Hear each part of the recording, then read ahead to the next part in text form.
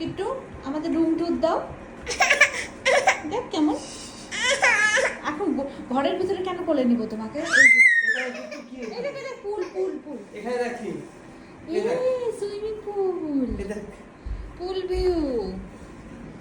ও